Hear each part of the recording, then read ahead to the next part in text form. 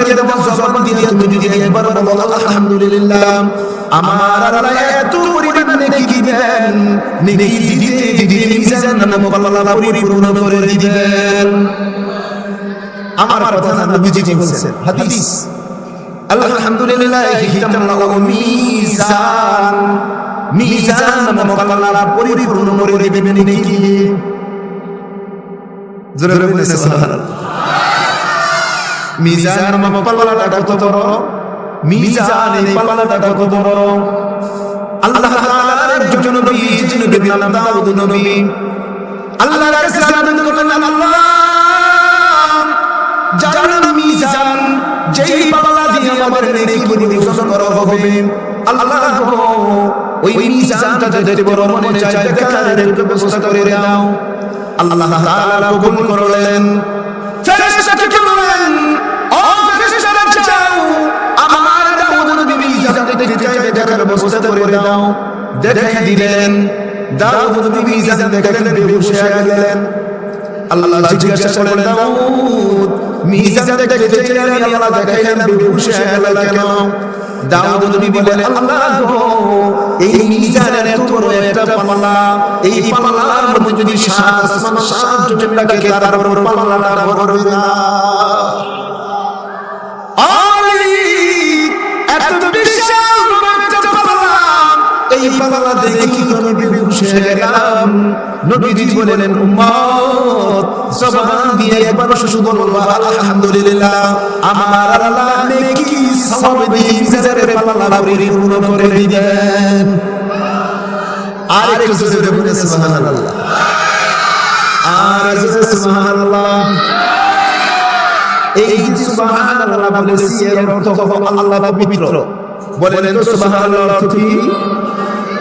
সবাই বলে সুবহানাল্লাহ অর্থ কি? আল্লাহ পবিত্র, আল্লাহ পবিত্র, পৃথিবীর কেউ তো পবিত্র না। বক্তা গুনাহগার, ছোট গুনাহগার, ইমাম গুনাহগার, মুক্তাদি গুনাহগার, পীর গুনাহগার, মুরিদ গুনাহগার, পুরুষ গুনাহগার, মহিলারা গুনাহগার, দুনিয়ার সমস্ত মানুষগুলি গুনাহগার। অনেকেই বলতে পারেন, হুজুর আপনাকে আমরা দাওয়াত দিলাম, আপনি আমাদেরকে গুনাহগার কেন বলেন? কেন গুনাহগার বলেন? না না, আমি বলি নাই, এত বড় কলিজা আমার হয় নাই, আমি আপনাদেরকে গুনাহগার বলবো। আল্লাহর নবী হাদিসের মধ্যে বলেন, কুল্লু বনি আদম খাতাউন, পৃথিবীর প্রতিটা মানুষ গুনাহগার, গুনাহগার, প্রতিটা মানুষ গুনাহগার। সাহাবায়ে কেরাম যখন শুনলেন প্রতিটা মানুষ গুনাহগার, তাদের মন খারাপ, চেহারাটা মলিন। আল্লাহর নবী বলেন, আমার সাহাবীরা শোনো, পৃথিবীর প্রতিটা মানুষ গুনাহগার, কিন্তু এই গুনাহগারদের মধ্যে এমন কিছু গুনাহগার যারা জান্নাতি গুনাহগার, যারা আল্লাহর পছন্দের গুনাহগার, যারা আল্লাহর প্রিয় গুনাহগার। কারা গো গুনাহগার আর জান্নাতি? গুনাহগার আল্লাহর প্রিয়, গুনাহগার আল্লাহর পছন্দের। নবীজি বলেন, খায়রুল খাতাইন আত-তাওয়াবুন। আল্লাহর নবী বলেন, আমার সাহাবীরা শোনো, গুনাহগার, গুনাহ করার পরে যারা তওবা করে আল্লাহর কাছে ক্ষমা চায়, আল্লাহ গো আমি তো গুনাহ করলাম, তুমি আমার রব, তুমি আমার সব, আল্লাহ তুমি ছাড়া আমার আর কেউ নাই, কেউ নাই, আল্লাহ তুমি আমাকে মাফ করে দাও।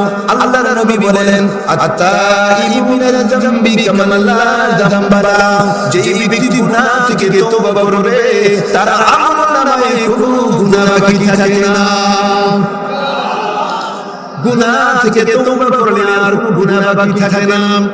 এ হাবিব আমার রব্বুন, অনেকে চিন্তা করে না, এত গুনাহ করলাম, জীবনে এত গুনাহ করলাম, মনে হয় আল্লাহ আমাকে মাফ করবে না, আমি তো অনেক গুনাহ করে ফেলেছি, আল্লাহ আমাকে মাফ করবে না। আমার আল্লাহ বলেন, দুনিয়ার মানুষ, এই পৃথিবীর মানুষের হায়াত হলো সীমিত, তাদের হায়াত সীমিত, গুনাহ সীমিত, হায়াত সীমিত, গুনাহ সীমিত। আল্লাহ বলেন, বান্দা আমি আল্লাহ অসীম, আমি আল্লাহর দয়া অসীম।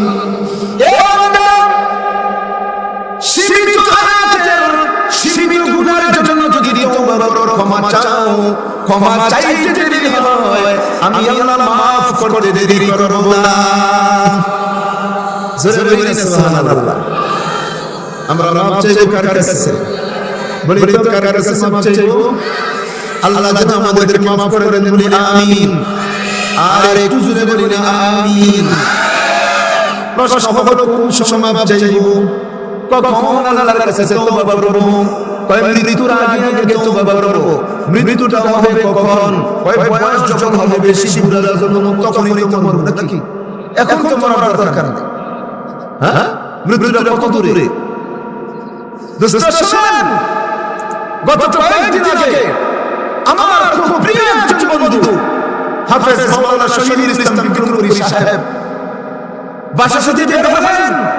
সুস্থ মানুষ, সকালে নাস্তা খাইলেন, সুস্থ মানুষ কথাবার্তা বলে যে আমি পাসপোর্ট অফিসে যাচ্ছি। বাসার নিচে নামলেন, রিকশায় উঠলেন। অল্প একটু যাওয়ার পরে ব্রেক স্ট্রোক করে মাটিতে পড়ে গেছে। এই যে শেষ, আল্লাহর বান্দাকে দাফন করে তারপরে আমরা বাড়ি ফিরছি। সুস্থ মানুষ মুহূর্তের মধ্যে শেষ। আপনাদের ব্রাহ্মণবাড়িতে হয় না এমন? কার কখন হবে কেউ তো জানে না। এই যে তওবা করব কার কাছে? কখন তওবা করব? কখন? কখন? এখন, এখন তওবা। অনেকে বলে না মসজিদে যাইতে হবে, নামাজ পড়তে হবে, নামাজে পড়ে তওবা করব। আরে না, মসজিদে গেলে আল্লাহ তাআলা আপনার কথা শুনেন, মাঠে মধ্যে আমাদের কথা শুনেন না, আমরা জমিনে দেখে আমাদের কথা শুনেন না, আমি যদি দোকানে দেখে আমার কথা শুনেন না, আমি অফিসে দেখে আমার কথা শুনেন না, যেখানে দেখে আমার কথা শুনেন। এই জন্য যখনই গুনাহ হয়ে যায় সাথে সাথে তওবা করব। কার কাছে তওবা করব? ক্ষমা চাইবো কার কাছে? আল্লাহ যেন ক্ষমা করে দেন, বলি আমিন। আর রাসূল বলি আমিন। পাঁচটা কাজ করতে হয় তাড়াতাড়ি। কয়টা কাজ? বলেন কয়টা কাজ?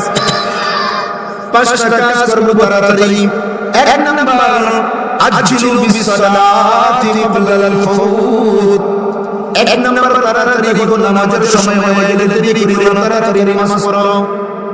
দুই নাম্বার, আজ্জিলু বিতাওবাতি ক্বাবলাল মাউত। গুনাহ যদি হয়ে যায় তাড়াতাড়ি তওবা করো, দেরি করো না। তিন নাম্বার, যদি ঋণগ্রস্ত হয়ে যাও তাড়াতাড়ি ঋণ পরিশোধ করে দাও। চার নাম্বার, মানুষ মারা গেলে কাফন দাফনে বিলম্ব করিও না। আল্লাহর মেহমান আল্লাহর কাছে তাড়াতাড়ি পৌঁছে দাও। পাঁচ নাম্বার, ছেলে মেয়ে যদি বিয়ের উপযুক্ত হয়ে যায় আর যদি বিয়ের সম্বন্ধ আসে দেরি করো না, তাড়াতাড়ি বিয়ে করে দাও। এই পাঁচটা কাজ তাড়াতাড়ি। তার মধ্যে তওবা। যদি গুনাহ হয়ে যায় কি করব? তওবা করব কার কাছে?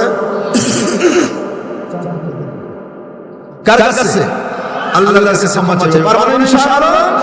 কারণ আমরা তো গুনাহগার। আমরা কি বলেন? আমরা কি? আর যে সুবহানাল্লাহ, আল্লাহ পাক, আল্লাহ পবিত্র, শুধু একজন পবিত্র তিনি নিজে। এই বাবা বলতেছিলাম যতবার আপনি আমি বলবো সুবহানাল্লাহ সুবহানাল্লাহ, ততবার ঘোষণা করি আল্লাহ পাক আল্লাহ পবিত্র। আমরা যখন বলতেছি আল্লাহ পবিত্র, আল্লাহ পাক আপনারা বলেন আল্লাহ শুনে না। আমরা বলতেছি আল্লাহ তুমি পবিত্র, আল্লাহ তুমি পবিত্র। আল্লাহ ঘোষণা করেন আমার ফেরেশতারা, আমার যে সমস্ত বান্দা-বান্দি আমি আল্লাহকে পবিত্র বলে ঘোষণা করে আমি আল্লাহর উপরে খুশি হয়ে গেলাম। আমি আল্লাহকে মাফ করে দিলাম, আমি আল্লাহকে পবিত্র করে দিলাম। মা ইউসিলহু আলা জামি আপনি কাদাসে, মা ইউসিলহু আলা জামি আপনি কাদাসে, तकदीर बदल जाती है मुझसे की दुआ से, तकदीर बदल जाती है मुझसे की दुआ से। हर गरीब तो तैयार है, जो न मांगे उसे तू बेजार है। चित्कार मेरे बोले अल्लाहु अकबर, आवाज़ से बोले अल्लाहु अकबर। ए भाई बाबा অল্প সময়ের আলোচনা লম্বা আলোচনা করব না। কেমন এক মালিক, কেমন মানুষের কাছে চাইলে মানুষ বেজার হয়, একবার দিনে একবার দিতে চায় না। আর আমার আল্লাহ এমন এক আল্লাহ, আল্লাহ আমাদেরকে বলেন, ও দুনিয়ার মানুষ, আমি আল্লাহর কাছে যদি চাও আমি আল্লাহ খুশি হই। চাইলে খুশি হয় তিনি কে? বলেন তো, চাইলে খুশি হয় তিনি কে? সুতরাং চাইবো কার কাছে? ক্ষমা চাইবো কার কাছে? যা দরকার চাইবো কার কাছে? আমাদের বন্ধুকে, জোরে বলি আমাদের বন্ধুকে। মাদদ জাগে খুদা ইয়ারে নদার, মাদদ জাগে খুদা ইয়ারে নদার, जुदियाती खुदाई चेदर कार नदार, मैं आशिक मौला हूँ मेरी इश्क़ निराला, मैं आशिक मौला हूँ मेरी इश्क़ निराला, जुमला जहां जिसकी तजल्ली से उजाला, जुमला जहां जिसकी तजल्ली से उजाला। ईमानदार मुसलमान আমাদের রব হলেন আল্লাহ, আমাদের বন্ধু হলেন আল্লাহ। জোরে বলি আমাদের বন্ধুকে, আর জোরে বলি আমাদের বন্ধুকে, আমাদের রবকে। ইমানদার মুসলমান আমাদের রব তো হলো আল্লাহ। কবরে যাওয়া লাগবে না। আমি এগুলো একটা কথা বলছি, একটা গুরুত্বপূর্ণ একটা আয়াত পড়েছি, এই আয়াতটাকে সামনে রেখে আপনাদের একটা কথা শোনাবো বলি ইনশাআল্লাহ।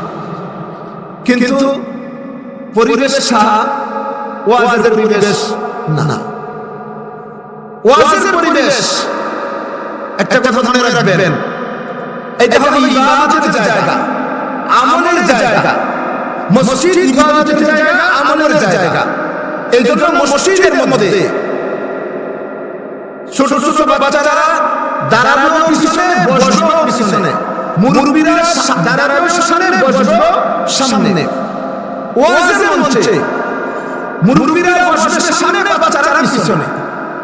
হ্যাঁ, সাংস্কৃতিক অনুষ্ঠান, আনন্দের অনুষ্ঠান, মজা করার অনুষ্ঠান, ওইগুলোর মধ্যে বাচ্চারা সামনে, মুরব্বিরা পিছনে। ওয়াজ কিন্তু আনন্দ উল্লাস করা, মজা করার জিনিস না, একটা আমলের জিনিস। এখানে কিছু আলোচনা হবে, এই আলোচনা করি যেটা আমরা আমল করতে পারি, আল্লাহ যেন কবুল করে। তারপরে একটা কথা বলি, মাহফিলের মধ্যে শ্রোতা কম হোক আর দর্শক, এইটা সমস্যা নাই। কারণ যিনি বক্তা, যিনি আলোচক, আমরা নির্বাচন করবো না, নির্বাচন করবো যে এখানে হাজার হাজার মানুষ হবে, স্লোগান দিবে, আমার যখন ভোট আসবে আমি এমপি হইতে পারবো, মন্ত্রী হইতে পারবো, এমন কোন লোক আমাদের আছে? এজন্য কম আর বেশি এটা দেখার দরকার নাই। তবে আরেকটা কথা শুনেন, আমাদের এই আলোচনাগুলি শুধু আপনারাই শুনেন এমন না, বাসা বাড়িতে আমার মা বোনেরা আছে, তারা শুনে না, তারা কম না বেশি, তারা অনেক বেশি, সবাই শুনতেছেন। এজন্য কয়েকটা কথা বলবো ইনশাআল্লাহ, ইনশাআল্লাহ। আর যদি বলেন ইনশাআল্লাহ, আমি আপনাদের সামনে যে আয়াত তেলাওয়াত করেছি, আল্লাহ তাআলা বলেন, ইয়া আইয়ুহাল্লাযীনা আমানু কু আনফুসাকুম ওয়া আহলিকুম নারা। আল্লাহ তাআলা যারা ঈমানদার তাদেরকে ডেকে বলেন, হে ঈমানদারগণ, জাহান্নামের আগুন থেকে নিজে বাঁচাও, পরিবার পরিজনকে বাঁচাও। জাহান্নামের আগুন থেকে নিজে বাঁচাও, পরিবার পরিজনকে বাঁচাও। জাহান্নামের আগুন দুনিয়ার আগুনের কথা বলে নাই, জাহান্নামের আগুনের কথা আল্লাহ বলেছেন। এই দুনিয়ার আগুন আর জাহান্নামের আগুন কেমন কেমন আগুন? দুনিয়ার আগুন জাহান্নামের আগুন অনেক গুণী পার্থক্য আছে। আমি সব গুণী পার্থক্য বলবো না, শুধু একটা পার্থক্যের কথা বলবো। দুনিয়ার আগুন গত কয়েক বছর আগে ঢাকার পুরান ঢাকায় আগুন লেগেছিল। কারো শরীরের মধ্যে আগুন, কারো হাতের মধ্যে আগুন, কারো মাথার মধ্যে আগুন, কারো পায়ের মধ্যে আগুন। যাদের শরীরে আগুন চিৎকার করে কান্না করেছিলেন, বাঁচাও বাঁচাও আমার শরীরে আগুন। আমরা তো যাইতে পারি নাই, যারা আশেপাশে ছিলেন তারা দৌড়ে গেছেন, তাদেরকে আগুন থেকে বাঁচিয়েছেন। আমরা যদিও যাইতে পারি নাই, আমরা মসজিদে দোয়া করেছিলাম, মাহফিলে দোয়া করেছিলাম, আয় আল্লাহ যাদের শরীরের মধ্যে দুনিয়ার আগুন, আল্লাহ জাহান্নামের আগুন তাদের শরীরে লাগাইও না। দোয়া করছেন না? আমরা তো দোয়া করছি। এ ভাই বাবা শুনেন, দুনিয়ার আগুন শরীরের মধ্যে যদি লাগে তাহলে কি ক্ষতি হয়?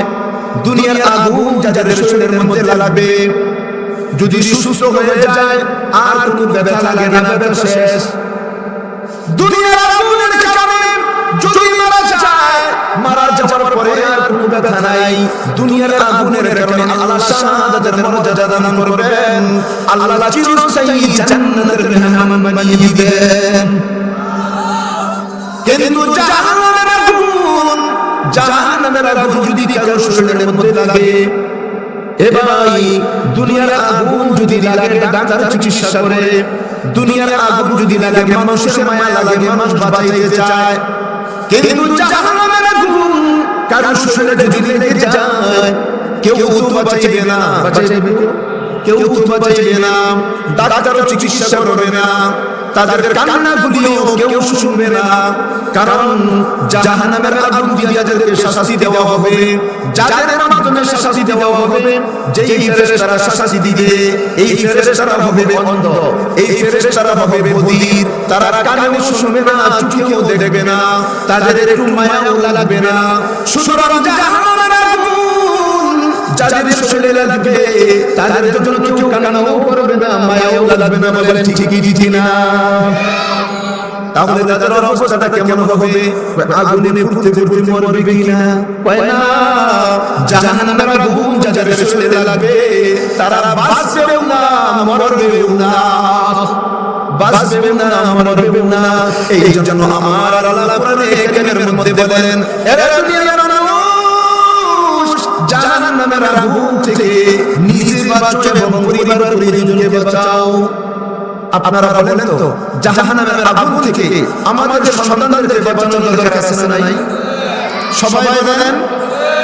আমার আলোচনার যে সমস্ত মা বোনেরা শুনেন, আপনারা শুনেন, জাহান্নামের আগুন থেকে সন্তানকে বাঁচাও।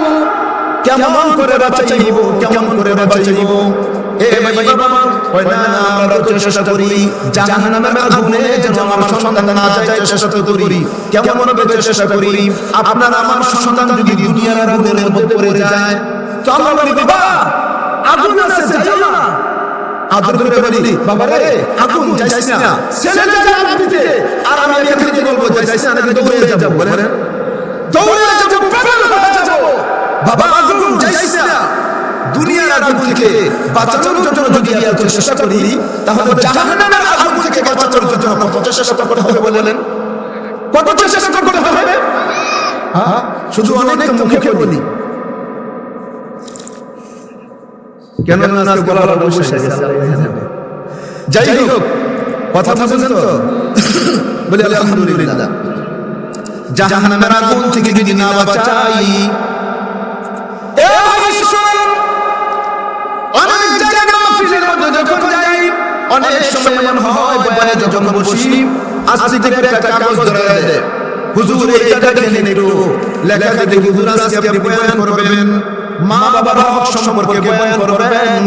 কারণ বর্তমান যুগের ছেলেরা মা বাবার হক আদায় করে না, আপনি মা বাবার হক সম্পর্কে বয়ান করেন। হ্যাঁ আলহামদুলিল্লাহ, আলহামদুলিল্লাহ, অনেক জায়গার মধ্যে মা বাবার হক সম্পর্কে আলোচনা আমরা করি। মা বাবার হক সম্পর্কে আলোচনা জরুরি কি জরুরি না? করা লাগবে কি লাগবে না? হ্যাঁ আমরা তো করি।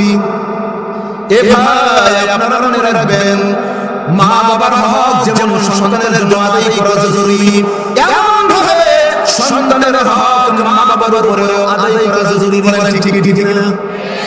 একটা হলো সন্তানের হক, আর একটা হলো মা বাবার হক। কয়টা হক? একটা হলো সন্তানের হক, আর একটা হলো মা বাবার হক। মা বাবার হক সন্তানরা আদায় করবে, আর সন্তানের হক কে আদায় করবে? মা বাবা আদায় করবে। আচ্ছা আপনারা বলেন তো, মা বাবার হকটা আগে না সন্তানের হকটা আগে? সবাই বলেন কার হক আগে? আর জোরে বলেন। মাশাআল্লাহ, আপনারা সবাই বললেন মা বাবার হক আগে। আমি বলবো না, আগে হলো সন্তানের হক। আগে কার হক? বলেন কার হক? আগে হলো সন্তানের হক। আপনার আমার সন্তান মাত্র যদি আগমন করেন, এই সন্তান মা বাবার কোনো হক আদায় করতে পারবে? মা বাবার কোনো হক আদায় করতে পারবে না। আপনার সন্তান যখন দুনিয়াতে আগমন করলো, প্রথমে আপনি তার হক আদায় করেন। এই সন্তানের হক আপনি যদি আদায় করেন, এই সন্তানের হক যদি আদায় করেন, এই সন্তান যদি বড় হয়ে যায়, আপনি যদি তার হক আদায় করেন, বড় হওয়ার পর ওয়াজ করা লাগবে না। বাবা রে, মা বাবার হক আদায় কর। বাবা ওয়াজ মাহফিলের মধ্যে যা, বাবা তুই মসজিদের মধ্যে যা, ওয়াজ করা লাগবে না, এমনিতেই যাবে। যদি সন্তানের হক আদায় করে, এই সন্তান যদি বড় হয়, মা বাবার হক আদায় করবে। এই যে সন্তানের হক আগে না করে, এক নাম্বার হক হলো সন্তানের হক, তারপরে হলো মা বাবার হক। আমার আল্লাহ যাদেরকে সন্তান দিলেন, অনেকেই তো মা হয়েছেন, অনেকেই বাবা হবেন। মা হওয়ার পর, বাবা হওয়ার পর আমরা মানুষদেরকে মিষ্টি খাওয়াই, আনন্দ উল্লাস করলাম, খাওয়া দাওয়া করলাম, দুধ দান করলাম। মনে হলো না রে না, আমাদের দায়িত্ব তো পালন হয়ে গেল। না না, আল্লাহর নবী বলেন, উম্মত, সন্তানের হক তুমি যদি আদায় না করো, এই সন্তানের কারণে তোমাকে জাহান্নামে যাওয়া লাগবে। সন্তানের হক যদি আদায় না করো, শুধু জাহান্নামে না, সন্তানগুলি হাসরের ময়দানে দাঁড়িয়ে যাবে, আল্লাহ আমি যদি জাহান্নামে যাই, আগে আমার মাকে আনো, আমার বাবাকে আনো, এদের থেকে আমি হক আদায় করব। হাসরের ময়দানে সন্তানগুলি মাকে ধরে, বাবাকে ধরে, ও মা বাবা, আগে আমাদের হকটা বুঝাইয়া দাও, আগে আমাদের হকটা বুঝাইয়া দাও, তারপরে তোমরা জাহান্নামে যাইবা, তারপরে আমরা জাহান্নামে যাইব। কঠিন কথা না নাকি? আগে আমাদের হক দাও, তারপরে বিবেক হও, হকটা দিয়ে যাও। সন্তান তোকে হক চাইবে, সন্তানকে আমরা আদর করি, মায়া করি, ভালোবাসি, মহব্বত করি। দোস্ত, শুধু খাওয়াইলে আর হয় না, শুধু আদর করলে আর হয় না, সন্তানের হক আদায় করে। কি হক আদায় করব? অনেকগুলি হক, আমি ছোট করে কয়েকটা হকের কথা বলবো। এক নাম্বার হক, আপনার আমাকে আল্লাহ যখন সন্তান দিলেন, আপনাকে আমাকে আল্লাহ সন্তান দিলেন, এক নাম্বার হক, এখানে আযান আর এখানে ইকামত। বলেন, এখানে আযান আর এখানে ইকামত দাও। এখানে আযান, আল্লাহু আকবার, দুনিয়া এখানে আসবে, আর এখানের মধ্যে আল্লাহু আকবার, দুনিয়ার কোনো কথা শুনে নাই। দুনিয়ার কোনো কথা শোনার আগে আল্লাহু আকবার শুনেছে। এই আল্লাহু আকবার শোনার কারণে আমার আল্লাহ তার কলমের মধ্যে একটা নূর পয়দা করে দেবেন। বলেন সুবহানাল্লাহ। আযান যখন শুনবে, ইকামত যখন শুনবে, কলমের মধ্যে একটা নূর পয়দা হবে। কিন্তু না, আমাদের দেশের মধ্যে একটা গজব আছে। এই গজবের কারণে অনেক বাচ্চারা আযান শুনে না, ইকামত শুনে না। কয় গজবের নাম কি? গজবের নাম হলো সিজার। গজবের নাম কি? সিজার। কয় সিজার যদি হয়ে যায়, হাসপাতালের মধ্যে বাচ্চা এক জায়গায়, মা আর এক জায়গায়, আত্মীয়-স্বজন টেনশন, মার জন্য টেনশন, সন্তানের জন্য টেনশন, টাকার জন্য টেনশন, আযান মনে নাই, ইকামত মনে নাই। কি বলেন ঠিক না? এক নম্বর শর্ত, এক নম্বর হক, সন্তানরা পাইতেছে না সিজারের কারণে। আছে না নাই বলেন? দুই নম্বর হক, দুই নম্বর, আপনার সন্তানের যে আপনি নাম রাখবেন, সেটা পার হয়ে যাবে। আল্লাহ রাখবেন ফাতেমা, পৃথিবীর সমস্ত ফাতেমারা চলে আসবেন, জান্নাতের ফাতেমাকে আল্লাহ রাখবেন, সমস্ত ফাতেমার দল হাজির। আল্লাহ গো, আমরা সবাই চলে আসলাম। আমার আল্লাহ বলবেন, আরে না, আমি সব ফাতেমারে ডাকি নাই, শুধু একজন ফাতেমাকে আমি ডেকেছি। সব ফাতেমারা বলবে, আল্লাহ তোমার নাম শুনে, তোমার ডাক শুনে চলে আসলাম। আল্লাহ ঘোষণা করে যা যা আমার ফাতেমার সাথে সব ফাতেমা জান্নাতে চলে যা। কিন্তু না, ফাতেমার জান্নাতে যাবে না, জান্নাতে যাব না। কেন যাইবা না? আল্লাহ গো, যেই নামের উসিলায় ক্ষমা পাইলাম, এই নামটা তো আমি রাখি নাই, এই নামটা রেখেছি আমার দাদা, আমার দাদি, আমার আব্বু, আমার আম্মু। আয় আল্লাহ, যেই নামের উসিলায় ক্ষমা পাইলাম, নামটা যিনি রাখলেন, ওনাকে সালামি দিয়ে জান্নাতে যাব না। আল্লাহ ঘোষণা দিবেন, যাও যাও, যে তোমার নাম রাখছে তাকে নিয়ে তুমি জান্নাতে চলে যাও। আল্লাহ তো উসিলা করছেন। এই জন্য দুই নাম্বার সন্তানের হক নাম রাখবো ভালো নাম, বলেন নাম রাখবো, আল্লাহ যেন কবুল করে, বলেন আমিন। তিন নাম্বার, আপনার আমার সন্তান যখন শিশু সন্তান, এদের হক আমরা আদায় করব। এদেরকে আমরা যখন কোনো কথা শিখাইব, বলেন কি শিখাইব? কথা শিখাই আমরা আমাদের দেশে বাচ্চাদেরকে আমরা প্রতিটি কথা শিখাই, দাদা দাদা বুবু বুবু, আসেনি এখানে দাদা দাদা বুবু বুবু না। আল্লাহ নবী বলেছেন, মা আমাদের সন্তানদেরকে প্রথম শব্দটা শিখাইবা আল্লাহ আল্লাহ আল্লাহ সুবহানাল্লাহ। যদি পারতাম আমাদের সন্তানদের প্রথম কথাটা হয়তো আল্লাহ,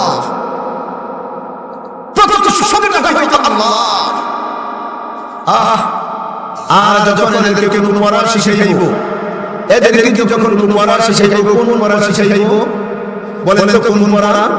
আল্লাহর নামের পড়া, বলে কোন মরা? জোরে বলেন, আর কোন মরা শিখাইব? আল্লাহর নামের পড়া আগে শিখাইব, বিসমিল্লাহ আগে শিখাইব, বলে ইনশাআল্লাহ। এ ভাইরা, লম্বা আলোচনা ছোট করে বলা যায়, গভীর মনোযোগ দিয়ে শুনেন। আমি এখন যে কথাটা বলবো, আমার মা বোনগুলো শুনবেন। আপনার আমার সন্তানদেরকে আমরা যখন শিখাইব, পড়া যখন শিখাইব, পড়াটা শিখাইব, এই মুহূর্তে অনেকেই মনে মনে চিন্তা করতেছেন, হায় রে, এখন যে হুজুর আলোচনা করতেছেন, হুজুর এখন বলবেন আমাদের সবগুলি সন্তানকে যেন মাদ্রাসায় পড়াই, সবাইকে যেন হাফেজ বানাই, সবাইকে যেন আলেম বানাই, সবাইকে যেন ইমাম বানাই, সবাইকে যেন মুফতি বানাই, সবাইকে যেন মুহাদ্দিস বানাই। না, এমন আলোচনা যদি কোনো আলেম করেন তিনি করতে পারেন, কিন্তু আমি এমন আলোচনা করি না। আমি বলি না, কিছু সন্তান হাফেজ আলেম হবে, আবার কিছু ডাক্তার হবে, কিছু ইঞ্জিনিয়ার হবে, কিছু ব্যারিস্টার হবে, কিছু ব্যবসা করবে, কিছু চাকরি করবে, বলেন ঠিক না? মুসলমান আমাদের সন্তান যদি ডাক্তার হয় এটা আমাদের গৌরব, ইঞ্জিনিয়ার হলে আমাদের গৌরব, ডাক্তার হলে আমাদের গৌরব, বলেন ঠিক না? হ্যাঁ, ডাক্তার বানাইবেন, ইঞ্জিনিয়ার বানাইবেন, ব্যারিস্টার বানাইবেন, পাইলট বানাইবেন, সব বানাইবেন, কিন্তু মাদ্রাসার মধ্যে কারে ভর্তি করাইবেন? মাদ্রাসার ভর্তি করাইবেন কারে? দোস্ত শুনুন, আমার মা যারা আলোচনা শুনেছেন, আমি অনুরোধ করতে চাই, বর্তমান যুগে আমাদের দেশের মধ্যে একটা মাদ্রাসা আছে, যে মাদ্রাসার নাম হলো নুরানি মাদ্রাসা। নুরানি মাদ্রাসা আপনাদের এলাকায় আছে? নুরানি মাদ্রাসা, হ্যাঁ, ঢাকা শহরে অনেক গলিতে, গ্রামে গ্রামে নুরানি মাদ্রাসা আছে। নুরানি মাদ্রাসা কি জিনিস এইটা অনেকেই জানি না, বুঝিও না। আমি তো বলি নুরানি মাদ্রাসা হলো আল্লাহ প্রদত্ত একটা ঐশী নিয়ামত, বলি সুবহানাল্লাহ। নুরানি মাদ্রাসা আল্লাহ প্রদত্ত ঐশী নিয়ামত। নুরানি মাদ্রাসা কাদেরকে ভর্তি করাইবেন? আপনার আমার প্রত্যেকটা সন্তান নুরানিতে ভর্তি করাইতেই হবে, করাইতেই হবে। আর কোনো কথা নাই, যদি মুসলমান হন, যদি মুসলমান হন, কেন নুরানিতে ভর্তি করাইবেন? এইবার আসেন, নুরানিতে কেন ভর্তি করাইবেন? এখন বুঝতে হবে নুরানি মাদ্রাসা কি জিনিস, এইটা আগে বুঝেছেন। নুরানি মাদ্রাসা মানে স্কুল, একবারে সেম স্কুল। স্কুলের মধ্যে কি পড়ায়? আর নুরানিতে পড়াবেন কয় বছর? মাত্র 3 পর্যন্ত, মাত্র 3 পর্যন্ত করাইবেন। তারপরে কি করবেন?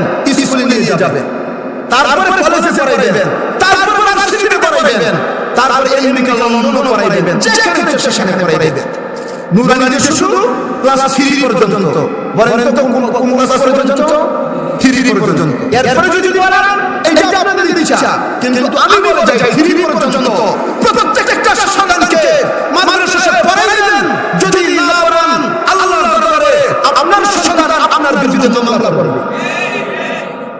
তাহলে নুরানি কি পড়ায়? একেবারে সেম স্কুল, নুরানি মানে স্কুল। আপনি কি খবর নেবেন? স্কুলের মধ্যে কি আছে? স্কুলের মধ্যে আছে নার্সারি, প্লে, শিশু 1 2 3 আছে না নাই? আমাদের নুরানি মাদ্রাসাগুলির মধ্যেও প্লে, শিশু 1 2 3 এই ক্লাস। এখন আছে স্কুলের মধ্যে কি পড়ায়? স্কুলের মধ্যে পড়ায় বাংলা, অঙ্ক, ইংরেজি, ইতিহাস, ভূগোল, সাধারণ জ্ঞান, সমাজ বিজ্ঞান। আমাদের নুরানি মাদ্রাসার মধ্যে একেবারে স্কুলের মধ্যে বাংলা, অঙ্ক, ইংরেজি, ইতিহাস, ভূগোল, সাধারণ জ্ঞান, সমাজ বিজ্ঞান এইগুলি পড়ায়। একেবারে স্কুলে যা পড়ায় মাদ্রাসায় তাই পড়ায়। তাহলে পার্থক্যটা কি? পার্থক্য হলো স্কুলের মধ্যে ক্লাস বাংলা, অঙ্ক, ইংরেজি পড়ার জন্য মনে 4 ঘন্টা পড়ানো হয়। এই বিষয়গুলি পড়ানোর জন্য স্কুলে কয় ঘন্টা? 4 ঘন্টা বা 5 ঘন্টা বা 6 ঘন্টা। আর আমাদের নুরানি মাদ্রাসার মধ্যে এই ক্লাসগুলি করানোর জন্য স্কুলের যতটুকু সময় এদেরকে নুরানিতে এতটুকু সময় দেয়, কিন্তু আলাদা আরো 3 ঘন্টা সময় দেওয়া হয় বেশি। 3 ঘন্টা সময় বেশি দেওয়া হয়। ওই 3 ঘন্টা সময় কি করে? ওই 3 ঘন্টা সময় আপনার আমার সন্তানদেরকে কোরআন শেখানো হয়, আপনার আমার সন্তানদেরকে হাদিস শেখানো হয়, আপনার আমার সন্তানদেরকে মাসআলা শেখানো হয়, আপনার আমার সন্তানদেরকে আদব শিক্ষা শেখানো হয়। বলেন সুবহানাল্লাহ। আপনি যদি 3 পর্যন্ত পড়াইলেন, 3 পর্যন্ত পড়াইলে কি করবেন? আপনার মন চাইলে স্কুলে নিয়ে যান, আপনার মন চাইলে কলেজে নিয়ে যান, ভার্সিটিতে পড়াইবেন, ডাক্তার, ইঞ্জিনিয়ার যাই বানাবেন বানান। কারণ আপনার আমার সন্তানরা যখন মাসুম নিষ্পাপ ছোট বাচ্চা, কাদামাটি যা বানাইবেন তাই বলবে, যা বানাইবেন তাই। দোস্ত শুনেন, নিষ্পাপ মাসুম বাচ্চা এর সিনার মধ্যে যখন প্রথম আপনি বিসমিল্লাহটা দিয়ে দিবেন, নিষ্পাপ মাসুম বাচ্চা প্রথম যখন সিনার মধ্যে কোরআনটা দিয়ে দিবেন, এই ছেলে ডাক্তার হবে, আল্লাহওয়ালা ডাক্তার হবে, ইঞ্জিনিয়ার হবে, আল্লাহওয়ালা ইঞ্জিনিয়ার হবে, ব্যারিস্টার হবে, আল্লাহওয়ালা ব্যারিস্টার হবে ইনশাআল্লাহ। দোস্ত আমাদের দেশে আল্লাহওয়ালা ডাক্তারের প্রয়োজন আছে না নাই? সবাই বলেন আছে না নাই? গত 2 বছর আগে একটা বাস্তব ঘটনা আমি আপনাদের দেশে শোনাই। গত 2 বছর আগে আমার সাথে একজন মাহফিল করে হঠাৎ করে শুনলাম আল্লাহর বান্দা অ্যাক্সিডেন্ট করলেন। অ্যাক্সিডেন্ট করার পরে আমি দৌড়ে গেলাম, ডাক্তারের কাছে নিয়ে গেলাম। ডাক্তার সাহেব রোগীকে দেখলেন, দেখার পরে একটা কাগজ দিলেন, শুধু টিক চিহ্ন দিয়েছেন, 18টা টিক চিহ্ন দিয়েছেন। কয়টা? 18টা টিক চিহ্ন দিলেন। দেওয়ার পর কাগজটা আমাকে ধরাই দিলেন, পরীক্ষাগুলি করান।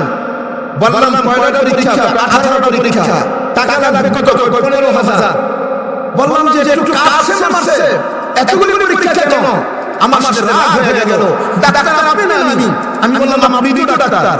কয়টা বেশি বুঝেছি আপনি না আমি বেশি বুঝেন, তাহলে দেরি কেন? পরীক্ষা করান। আমি বললাম না দরকার নাই, আপনার চিকিৎসা হবে না, পরীক্ষা করাইব। চিকিৎসা হবে না, পরীক্ষা করাইব না। একটু রাগ করে চলে আসলাম, বের হয়ে আরেকটা ডাক্তারের রুমে গেলাম। ওই ডাক্তারের রুমে গিয়ে আশ্চর্য, এইটা কেমন ডাক্তার? ডাক্তারের মাথার মধ্যে টুপি, মুখের মধ্যে দাড়ি, পরনের মধ্যে জুব্বা। আমাদেরকে দেখে ডাক্তার মুসলিম হাসতেছেন, কোরআনের আয়াত পড়তেছেন, অনুবাদ করতেছেন, হাদিস পড়তেছেন, ব্যাখ্যা করতেছেন। আশ্চর্য হয়ে গেলাম। লম্বা কাহিনী ছোট ছোট করে বলি, ডাক্তারের এই কাহিনী দেখে আশ্চর্য হয়ে গেলাম। জিজ্ঞাসা করলাম, আপনি ডাক্তার না মুহাদ্দিস? আপনি ডাক্তার না একজন মুফাসসির? তিনি মুচকি হেসে বললেন, হুজুর আলহামদুলিল্লাহ সুম্মা আলহামদুলিল্লাহ, আমার আল্লাহ আমার আব্বাকে কবুল করেছেন, আমার আল্লাহ আমার আম্মাকে কবুল করেছেন।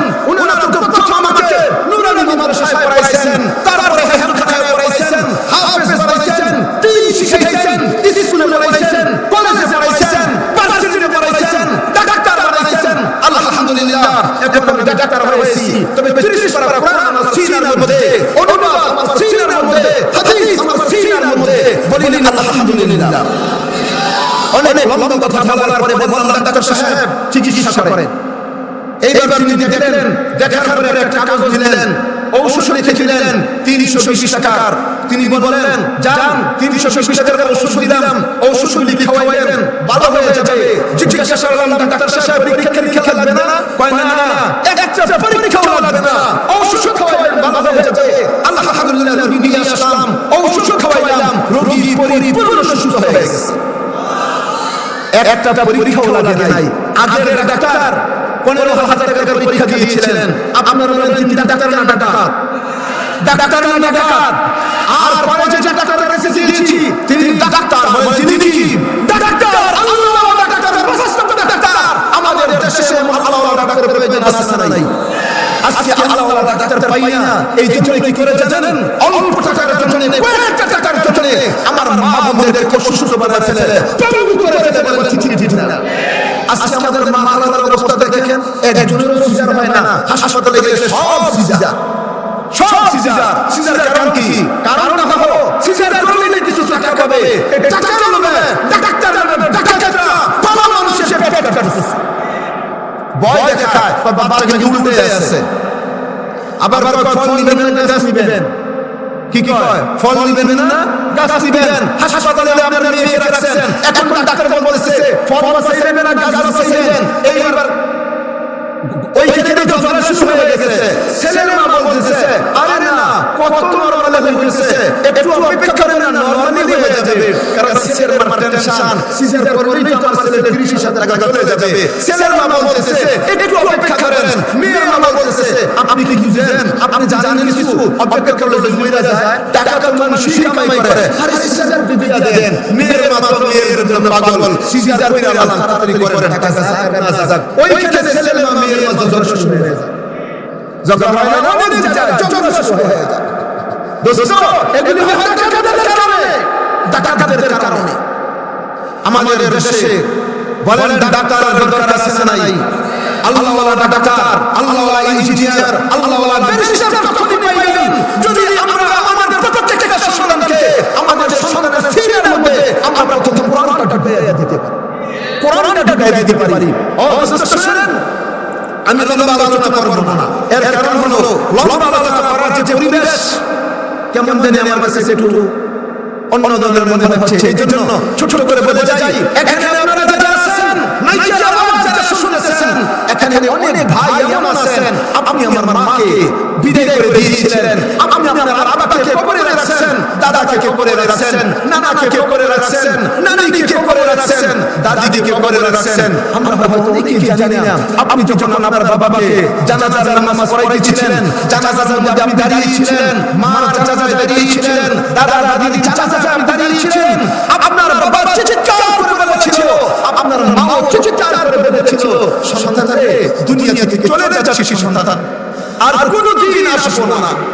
সন্তান দুনিয়া থেকে বিদায় হয়ে যাচ্ছি, এই চেহারার কোনোদিন দেখবি না, তোদের ঘরের মধ্যে আর কোনোদিন একটা লুটু খাইবো না, তোদের ঘর থেকে এক ফোঁটা পানিও পান করবো না।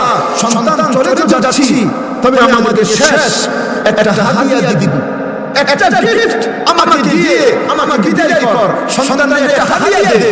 কি হাদিয়া চাইছিল আপনার কাছে জানেন? কি হাদিয়া চাইছিল? বেশি কিছু চাই নাই।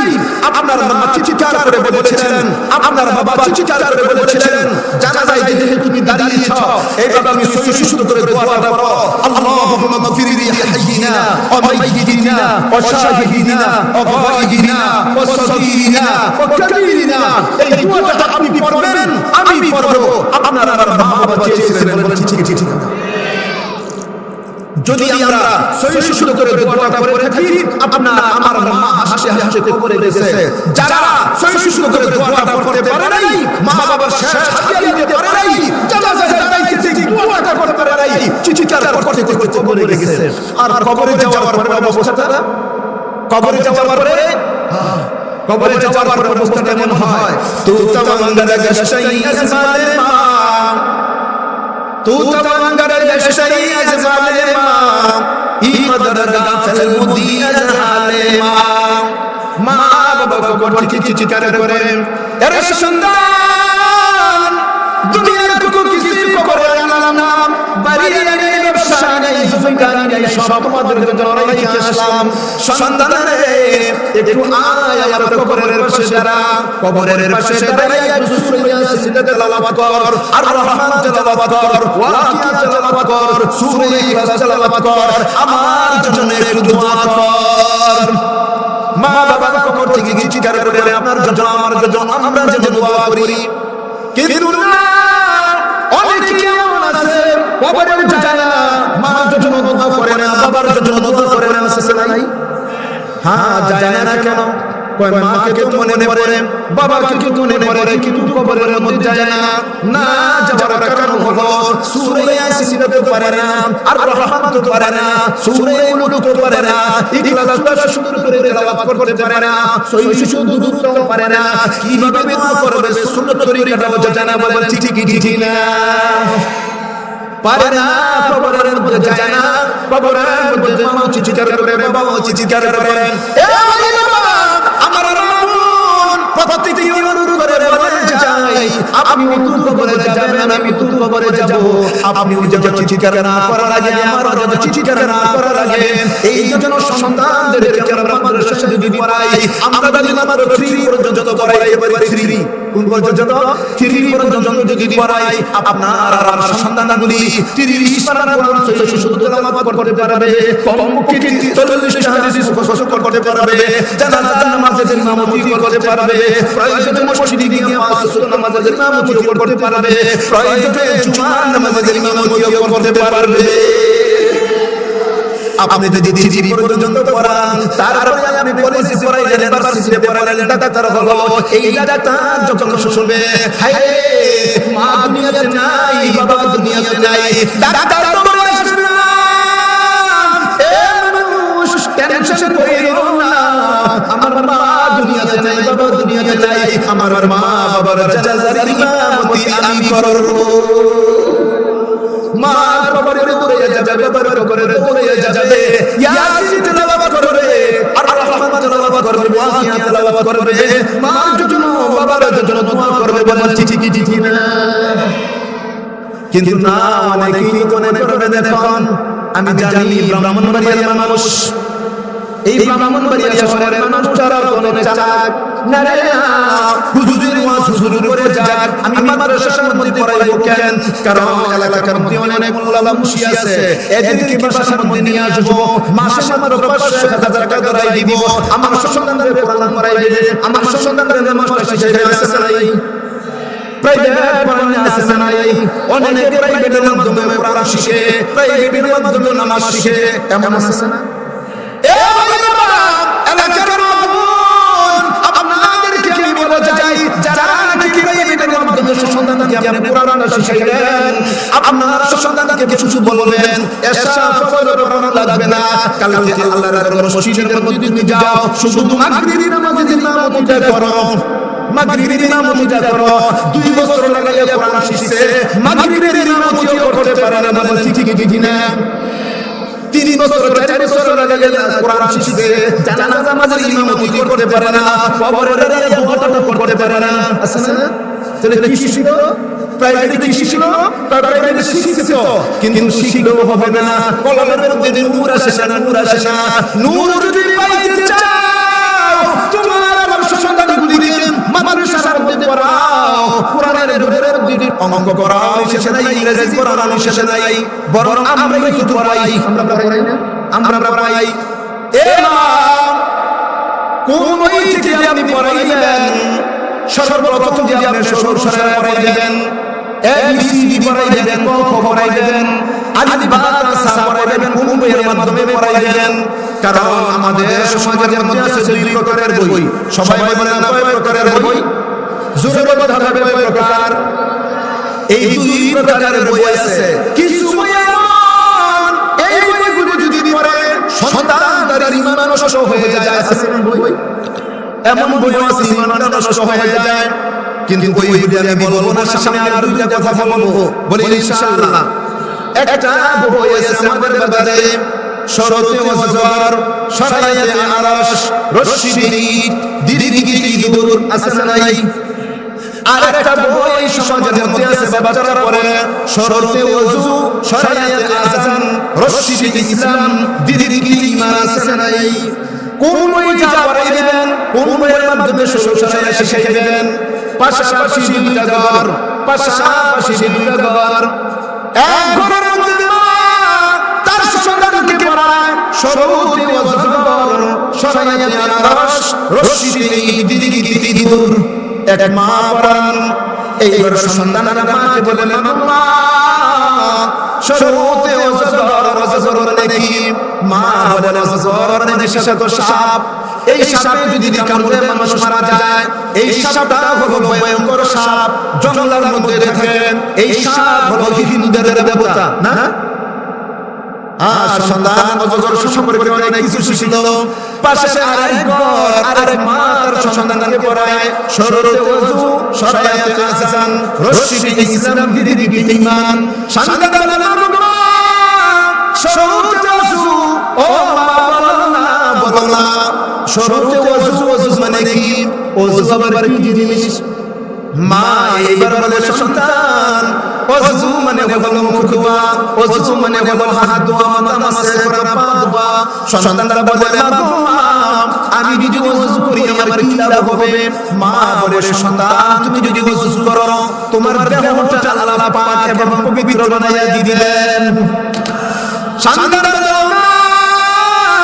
আমি যদি ওযু করি কি লাভ হবে গো ও মা কি লাভ হবে মা বলে সন্তান তুমি যদি ওযু করো তোমার দেহটা পাক পবিত্র হয়ে যাবে তুমি কোরআন শরীফ ধরতে পারবা কোরআন শরীফ পড়তে পারবা তুমি আল্লাহর মসজিদে যাইতে পারবা মসজিদের মধ্যে গিয়ে নামাজ পড়তে পারবা আল্লাহর কুদরতি কদমের মধ্যে সেজদা দিতে পারবা সন্তান বলে আমি যদি কোরআন পড়ি নামাজ পড়ি কি লাভ হবে কোরআন পড়লে নামাজ পড়লে কি লাভ হবে মা বলে সন্তান তুমি যদি কোরআন পড়ো নামাজ পড়ো আমার আল্লাহ যেমন করে তোমার দেহটা পাক বানায় দিবেন তেমনি ভাবে আমার আল্লাহ তোমার আত্মা পবিত্র বানায় দিবেন এইবার সন্তান বলে মা আমার দেহটা পবিত্র হয়ে গেল আমার আত্মা যদি পবিত্র হয়ে যায় কি লাভ হবে এইবার মা বলে সন্তান তোমার দেহটা যদি পবিত্র হয়ে গেল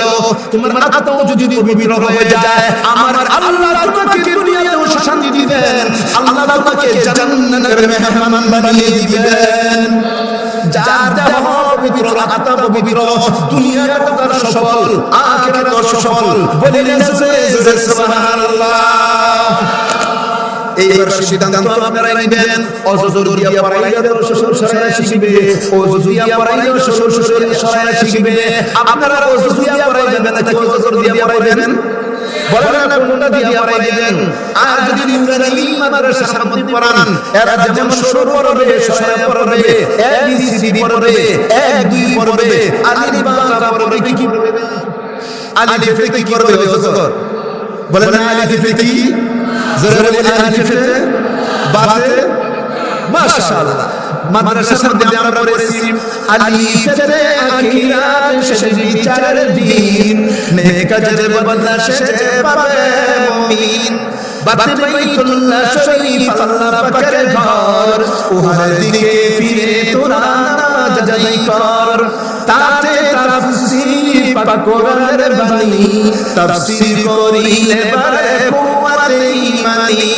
সাথে সওয়াব নেক আজর করে এক গুণ করিলে সওয়াব 10 গুণ বাড়ে জিহাদে জিহাদ ধর্ম যুদ্ধে হয় জিহাদ করে মারা গেলে শয়তানে কয় হাতে হালাল রোজগার করো হারামের পথ হতে তোমরা দূরে সরো হাতে কলিলুল্লাহ আল্লাহর দুষ্ট হয় আল্লাহর হুকুম মানলে তারে কলিলুল্লাহ কয় দারে দাওয়াতে দিন নবীদের কাজ দিনের দাওয়াত দিতে মোরা করিব না জানে জুলফিকার তরবারির নাম হয় হযরত আলীর তরবারিকে জুলফিকার কয় রাতে রাজ্জাকে রিজিক দেন যিনি রিজিকে করিব না তার নাফরমানি যাতে জবরের কিতাব আল্লাহ পাকের কালাম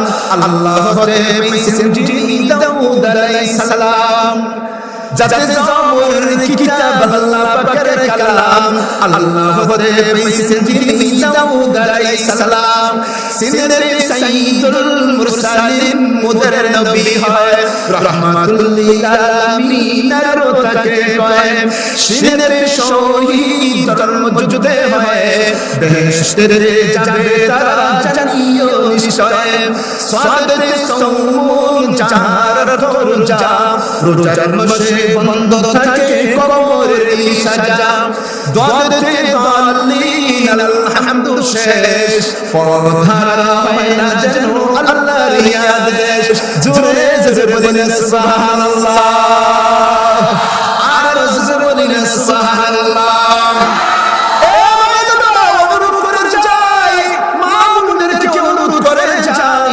ছোট সময় আগে কোরআনটা শিখান আগে কোরআনটা শিখান দিনের মধ্যে কোরআনটা ঢুকান এইবার যখন বড় হয়ে যায় কোরআন পড়াইতে গেল পড়ে না বুঝাইতে গেল বুঝে না ইমাম সাহেব আয়েশা বলেন হুজুর একটু দোয়া করে দেন আমার ছেলেটা যেন ভালো হয়ে যায় ছেলেটা যেন নামাজি হয়ে যায় ছেলেটা যেন দিনদার হয়ে যায় না না প্রথমে আপনি যে শিক্ষা দিলেন ওই শিক্ষার মধ্যে আল্লাহর নাম ছিল না ওই শিক্ষার মধ্যে কোরআনটা ছিল না কলমটা নষ্ট হয়ে গেছে এখন বুঝাইলেও বুঝে না বলেন ঠিক না এই জন্য তো অনুরোধ করতে চাই আপনারা আমার প্রত্যেকটা সন্তানকে আমরা প্রথম কোরআন শিখাইব আমরা প্রথম দিন শিখাইব জোরে জোরে বলেন ইনশাআল্লাহ আর জোরে বলেন ইনশাআল্লাহ কষ্ট হইছে আপনাদের আমরা সকলে দাবি হইতে চাই আপনারা দাবি হইতে চান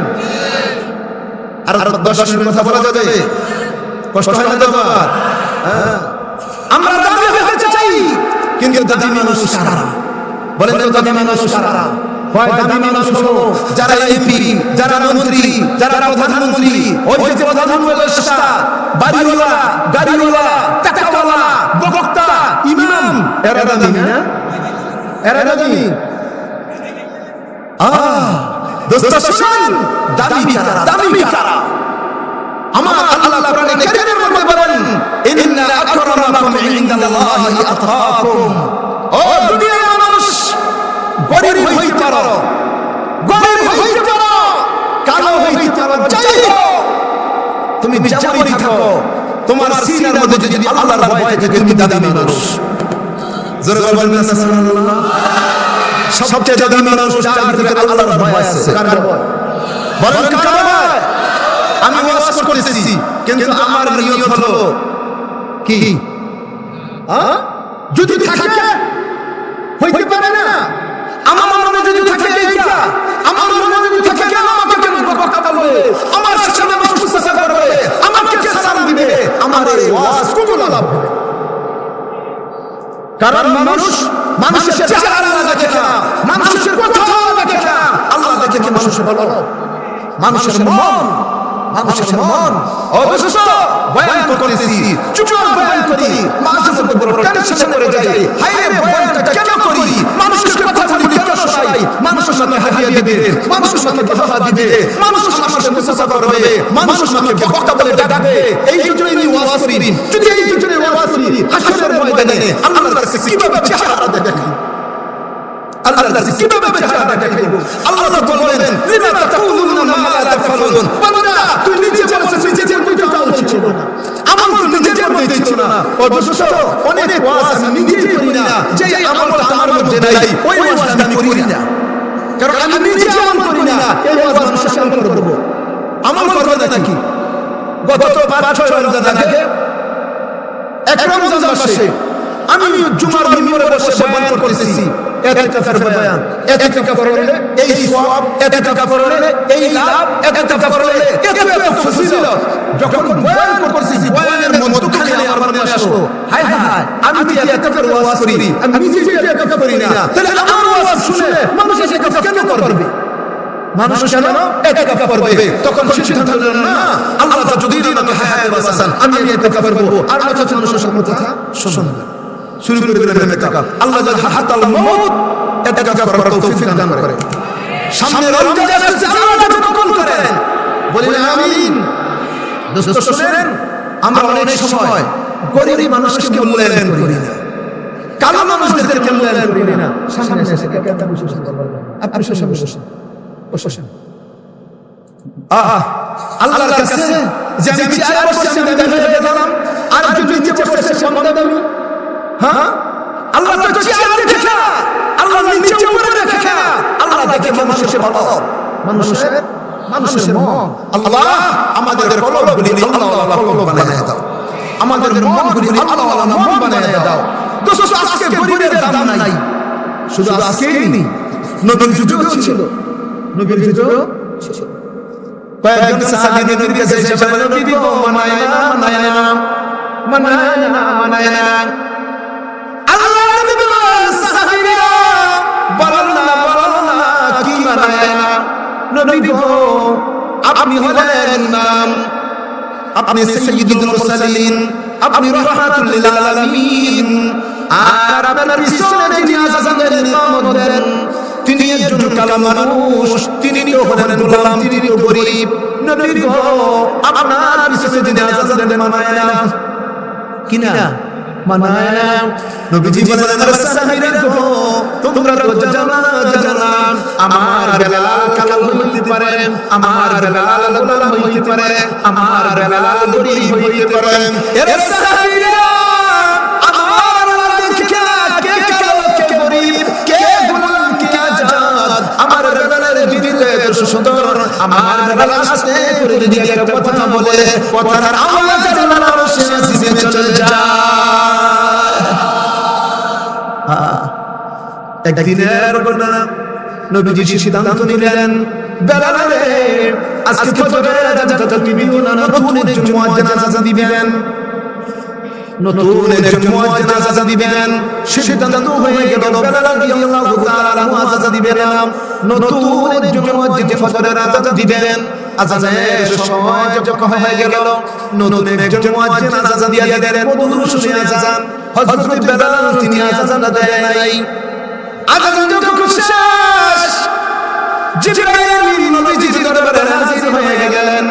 নবী গো আপনি আজকে আপনার মসজিদে ফজরের আযানটা হয় নাই, কেন গো আযানটা হলো না? নবীজি আশ্চর্য হয়ে গেলেন, ও জিবরাইল আযান হয়েছে না? নবী না, আজকে তো আযান হয় নাই। আল্লাহ বলেন, জিবরাইল বলো না কেন বলতেছো আযান হয় নাই? জিবরাইল আমিন বললেন, ও নবী প্রতিদিন ফজরের আযান যখন হযরত বেলাল দিতেন, আযানের আওয়াজ আল্লাহর আরশে আজিমের মধ্যে চলে যাইত। ইয়া রাসূলুল্লাহ আজকে আযান দিও, আজকে ফজরের আওয়াজ আল্লাহর আরশে আজিমে যায় নাই। রাহ গিয়া উসমে আযাম, রাহ গিয়া উসমে আযাম মুহাব্বালি নারহি, ফলসফা রাহ গিয়া তনকিল গজালি নারহি, ফলসফা রাহ গিয়া তনকিল গজালি নারহি। ও দোস্তো আজকে ওয়াজ আছে, মামত আছে, দোয়া আছে, তেলাওয়াত আছে, নারে নাম আজকে তেলাওয়াত আর শাসিমের মধ্যে যায় না, দোয়াও যায় না, নামাজও যায় না। বলেন ঠিক না? যায় না। গত বছর এর আগের বছর মনে হয় প্রচন্ড রোদ আর রোদ, গরম আর গরম। এই গরমের মধ্যে সারা দেশের মধ্যে সালাতুল ইস্তিসকা, বৃষ্টির নামাজ অনেক জায়গায় পড়ছে, ব্রাহ্মণবাড়িয়ায় পড়ছে বৃষ্টির নামাজ। বৃষ্টির নামাজ সারা দেশে বৃষ্টির নামাজ পড়ে, কিন্তু বৃষ্টি হয় না, বৃষ্টি হয় না, কারণ আমাদের একটা দল শাসিমের মধ্যে যায় না। এ ভাই একজন আল্লাহর ওলি হাফিজুর রাহমাতুল্লাহ আলাইহি নাম শুনছেন আপনারা? হাফিজুর রাহমাতুল্লাহ আলাইহি আল্লাহর একজন বুজুর্গ, প্রেসিডেন্ট জিয়াউর রহমানের আমলে, মরহুম প্রেসিডেন্ট জিয়াউর রহমান, ওনার আমলে দেশের মধ্যে শুধু গরম রোদ আর রোদ বৃষ্টি হয় না। অনেকে প্রেসিডেন্টকে বললেন, স্যার আপনি যদি বলেন আল্লাহর হাফিজ হুজুরকে যদি বলেন তিনি যদি নামাজটা পড়েন আল্লাহ বৃষ্টি দিবেন, আল্লাহ বৃষ্টি দিবেন। প্রেসিডেন্ট জিয়াউর রহমান গেলেন আল্লাহর হাফিজ হুজুর রাহমাতুল্লাহ আলাইহি দরবারে, হুজুর যদি আপনি আসেন পল্টন ময়দানে যদি নামাজ পড়তেন আল্লাহর কাছে বলতেন আল্লাহ আপনার কথায় হয়তো বৃষ্টি দিবেন। আল্লাহর ওলি রাজি হয়ে গেলেন, যান আগামীকাল 10টার সময় পল্টন ময়দানে আসতেছি। ওই পল্টন ময়দানে আল্লাহর হাফিজ হুজুর রাহমাতুল্লাহ আলাইহি আসেন, প্রেসিডেন্ট জিয়াউর রহমান আসেন, এমপি মন্ত্রী আসেন, পুলিশের বিডিআর প্রধানরা আসেন, অনেক মানুষ। এখন সালাতুল ইস্তিসকা নামাজ হবে, নামাজের পরে দোয়া হবে। আল্লাহর নবী এসে বলেছেন না আজকে আমি নামাজ পড়ব না, আজকে কি করব না, আজকে নামাজ পড়ব না। হুজুর কি করবেন? আজকে আমি শুধু আল্লাহর কাছে দোয়া করব, নামাজ পড়ব না। আল্লাহর নবী আস্তে করে হাত উঠাইয়া দিলেন, আল্লাহর কাছে বলতেছেন আলী তোমার গোলাম তোমার দরবারে হাত উঠাইছে, ও আলী তুমি যদি বৃষ্টি না দাও কে দিবে? আল্লাহ গো তুমি বৃষ্টি দিয়ে দাও। আল্লাহর নবী দোয়া করতেছেন, দোয়া করা থাকা অবস্থায় জোর বৃষ্টি পড়া শুরু হয়ে গেছে। औलिया ने तुम्हारी दौलते दुनिया पे जाओ, औलिया ने तुम्हारी दौलते दुनिया पे जाओ, आपरी पैरू पे युद्धि सारे दुनिया सब की सब। औलिया कारियो बा इख्तियार जागेरा कार दुनिया इख्तियार। अल्लाह वाला दुनिया रे पागल होया, अल्लाह वाला रे अल्लाह रे पागल আর দুনিয়া তাদের পায়ের নিচে চলে আসে। বলি সুবহানাল্লাহ। जो तू मेरा तू सब मेरा, जो तू मेरा तू सब मेरा, फलक मेरा ज़मीन मेरी, अगर एक तू नहीं मेरा तो कोई शै नहीं मेरी। তুমি যদি আল্লাহ ওয়ালা হও, তুমি যদি আল্লাহর পাও, তাহলে আসমানটাও তোমার, জমিনটাও তোমার, तमाम পৃথিবীটা তোমার। এ ভাই একজন মানুষ দামি হয় কখন? তার জীবিকা যখন সুন্দর হয়, আল্লাহর ভয় যার অন্তরে থাকে সে হলো দামি মানুষ। বলতেছিলাম হযরত বেলাল রাদিয়াল্লাহু তাআলা কালো গরীব কিন্তু তিনি কেমন দামি হয়ে গেলেন? আল্লাহ তাআলা আপনার আমার নবীকে যখন আল্লাহর দরবারে দাওয়াত দিয়ে গেলেন, এই যে আজকে হলো রজব মাসের 6 তারিখ, কি আজকে রাত হলো 6, গত মাস ছিল রজব মাস। আল্লাহর সাথে কথা বললাম সুবহানাল্লাহ।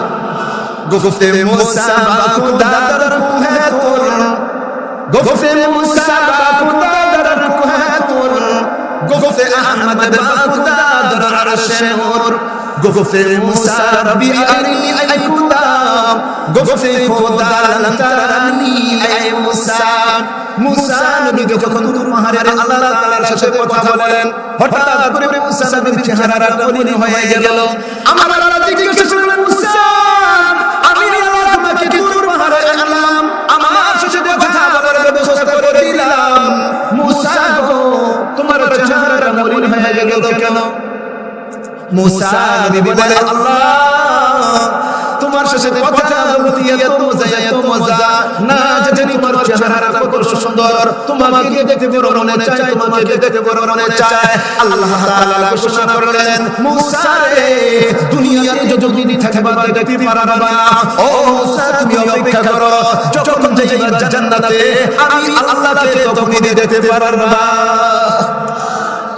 এ ভাই একটু খেয়াল করেন, মুসা আমি আবেদন করলেন দেখতে পারলেন না, আর আপনার নবী আমার নবী সাইয়্যিদুল আম্বিয়া, ইমামুল আম্বিয়া, খাতামুল আম্বিয়া, রাহমাতুল লিল আলামিন। আমাদের নবী আল্লাহকে দেখার জন্য কোনদিন অ্যাপ্লাই করে নাই, কোনদিন আবেদন করে নাই, দরখাস্ত করে নাই।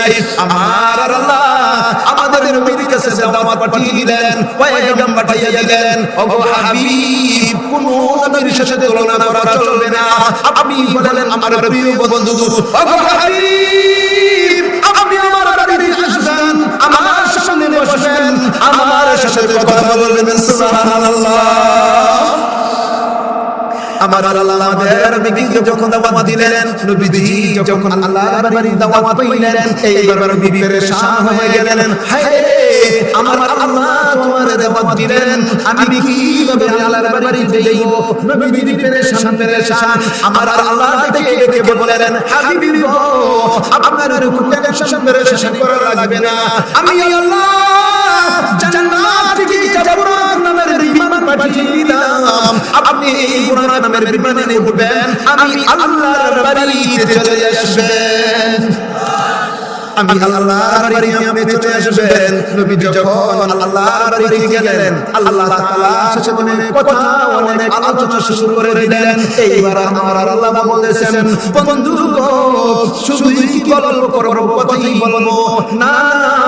দুনিয়ার মধ্যে একটা নিয়ম আছে, নতুন বিআই সাহেব যখন আসে, বিআই সাহেবকে খাওয়া দাওয়া করাইয়া বিআই সাহেব এবারে একটু বাইরে নিয়ে যায়। এইবারে বিআই বলে, ও বিআই, এই বাড়িটা আমার, ওই বাড়িটা ছোট ভাইয়ের, ওই বাড়িটা বড় ভাইয়ের, ওই জমিটা আমার, ওই জমিটা বড় ভাইয়ের, ওইটা আমার চাচার। দেখেন আল্লাহ হাবিব আমার, আপনি হলেন চিফ গেস্ট, মেহমান, শুধুই কি কথা বলবো না, শুধু কথা বলবো না, আমার বাড়ি ঘর আপনার ঘুরাইয়া দেখব।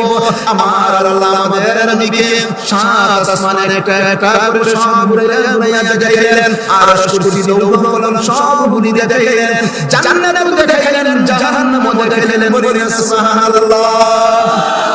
কিন্তু নবীকে যখন জান্নাতে দেখাই নিয়ে গেলেন, নবীজির ডান পাশে জিবরাইল, বাম পাশে মিকাইল, পিছনে লক্ষ লক্ষ ফেরেশতারা স্লোগানে খরিত রাহমাতুল লিল আলামিনের আগমন, শুভেচ্ছা স্বাগতম। নবীজি ঢুকে গেলেন জান্নাতের মধ্যে।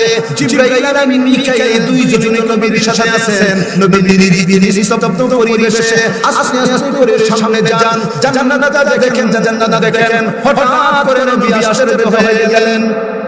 ও জিবরাইল, আমি নবী জান্নাত দেখি, বলো না আমার সামনে একটা আওয়াজ, আমার সামনে একটা খটখট আওয়াজ, বললাম এই আওয়াজটা কিসের আওয়াজ? এই আওয়াজটা কিসের আওয়াজ? জিবরাইল আমিন বলে, নবী গো, এই আওয়াজটা হলো আপনার একজন সাহাবী, যার নাম হলো হযরত বেলাল। ওই বেলালের হাঁটার আওয়াজ আপনি শুনতেছেন। নবী আশ্চর্য হয়ে গেলেন, হায় রে, আমার বেলাল গরীব, আমার বেলাল কালো, আমার বেলাল গোলাম।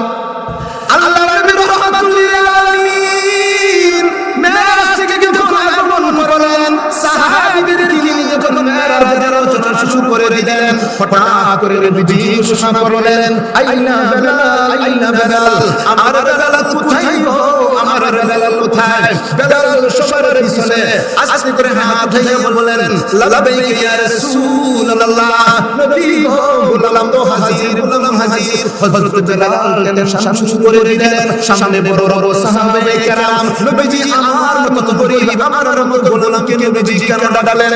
লাবাইক ইয়া রাসূলুল্লাহ, ও নবী, গোলাম তো হাজির। আল্লাহর নবী দেখে বললেন, তার ইয়া বেলাল, বেলাল রে, সামনে আয়, সামনে আয়। হযরত বেলাল যখন সামনে আসলেন, এইবার নবীজি জিজ্ঞাসা করলেন, ইয়া বেলাল, আইয়ু আমালিন তা'মাল, ও বেলাল বলো, তুমি কি আমল করো? বেলাল বলো না, তুমি কি আমল করো? কোন আমলের কারণে তুমি এত দামি হয়ে গেলা? আমি নবী মেরাজের মধ্যে গেলাম, জান্নাতে ভ্রমণ করলাম, ওই জান্নাতের মধ্যে তোমার হাঁটার আওয়াজ শুনেছি। বেলাল রে, তুমি কি আমল করো? হযরত বেলাল রাদিয়াল্লাহু তাআলা আনহু কান্না শুরু করে দিলেন, ও নবী, সাহাবীরা যে আমল করেন আমি তো সেই আমল করি, নবী গো, আলাদা তো আমল করি না। নবী বলেন, আরে বেলাল না, মনে হয় আলাদা আমল আছে। এইবার বেলাল রাদিয়াল্লাহু তাআলা আনহু বলেন, ইয়া রাসূলুল্লাহ, আমার একটা আমল হলো, ওযু যদি চলে যায় সাথে সাথে ওযু করি, ওযু করার পর আমি দুই রাকাত তাহিয়াতুল নামাজ পড়ি। নবীজি মুস্কি এসে বললেন, বেলাল রে, আমার আল্লাহ মনে ভয় করে আমলটা কবুল করে নিয়েছেন। এ বাবা আমি তো বলেছিলাম, আমি তো বলেছিলাম আল্লাহর কাছে দামি হওয়ার জন্য, আল্লাহর প্রিয় হওয়ার জন্য ধনী হওয়া লাগে না, বাড়িওয়ালা গাড়িওয়ালা হওয়া লাগে না, বক্তা হওয়া লাগে না, ইমাম হওয়া লাগে না। আল্লাহর কাছে দামি হওয়ার জন্য আল্লাহর ভয় সিনার মধ্যে ঢুকাইতে হয়। কার ভয়? বলেন না।